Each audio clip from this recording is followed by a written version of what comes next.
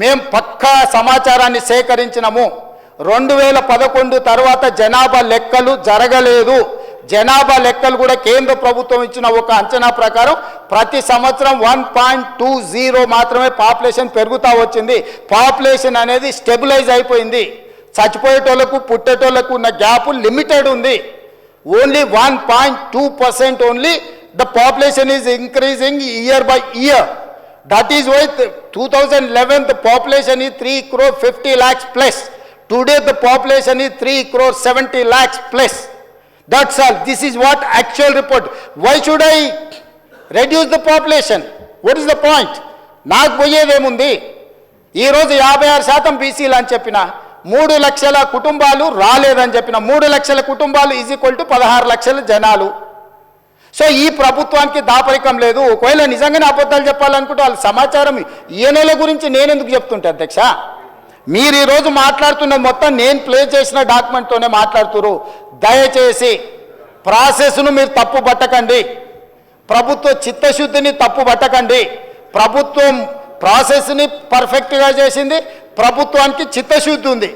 దీన్ని ముందుకు వెళ్ళేటప్పుడు ఆ బలహీన వర్గాలకు ఎట్లు ఉపయోగిద్దాము, ఇంకా పకడ్బందీకి ఎట్లా అమలు చేద్దాము, రేపు జరగబోయే జనాభా లెక్కలలో దేశం మొత్తము బలహీన వర్గాల లెక్కలు ఎట్లా దిద్దాము, దానికి మీరు సూచన చేయండి, సలహాలు ఇవ్వండి, సహాయం చేయండి. మీరు అందరూ అండగా నిలబడితే తెలంగాణ ముఖ్యమంత్రిగా కేంద్ర ప్రభుత్వంతో నేను కొట్లాడతా. వెళ్ళి రాహుల్ గాంధీ గారికి చెప్తా, పార్లమెంట్లో నిలదీయండి, తెలంగాణ చేసింది దేశమంతా ఇట్లా చేయమని చెప్పుండ్రని. అంతే తప్ప మిత్రుడు పాల శంకర్ గారికి నేను సూచన చేస్తున్నా, అబద్ధాల సంఘం చెప్పే అపోహల బాటలు పడకు మిత్రమా. ఇక్కడ ముఖ్యమంత్రి ఉన్నాడు, ఎప్పుడు కావాలన్నా అప్పుడు కలుస్తా నేను. మీకు ఏం కావాలన్నా మీకు అనుమానాలు ఉంటే నివృత్తి చేస్తా. నేను ఎప్పుడో ఒకసారి అమావాస్య పుణ్యానికి బయటకు కనిపిస్తాను కాదు, 24 గంటలు అందుబాటులో ఉంటాను. నీకు తెలుసు, నీ మిత్రులకు తెలుసు.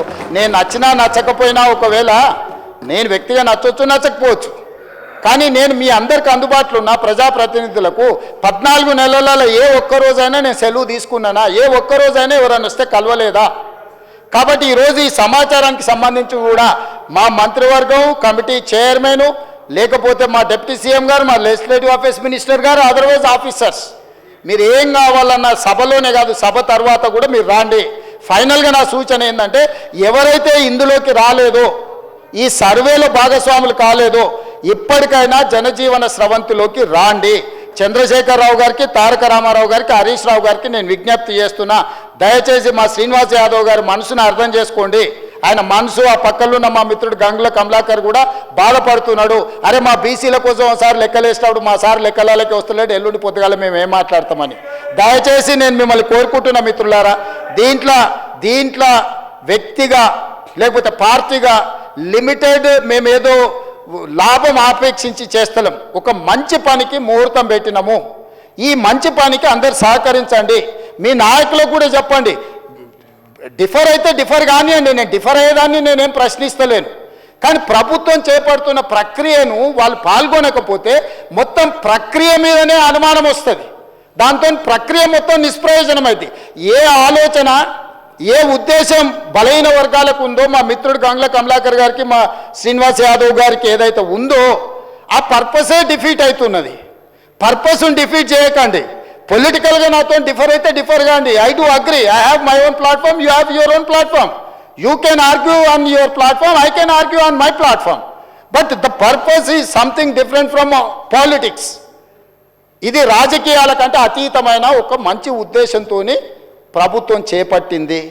దయచేసి నేను నచ్చలేదనో, లేకపోతే అడిగిన వివరాలు ఇస్తే మీకేమన్నా వ్యక్తిగతంగా ఇబ్బంది వస్తుంది అనుకుంటే రేపు ప్రజలకు జవాబు చెప్పాల్సి వస్తుంది, నాకు కాదు.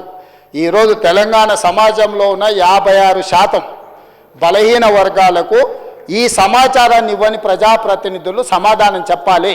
వాళ్ళ నియోజకవర్గంలో ఉన్న ఓటర్లకు ఆ బలహీన వర్గాలు ఓట్లు వేయకుండా మేము ఎమ్మెల్యేలు అయినామని చెప్పగలరా అధ్యక్ష? ఆ ధైర్యం ఉందా? ఇవాళ బలహీన వర్గాలు, దళితులు నాకు ఓటేస్తే నేను ఎమ్మెల్యే ఇక్కడ కూర్చున్నా అధ్యక్ష.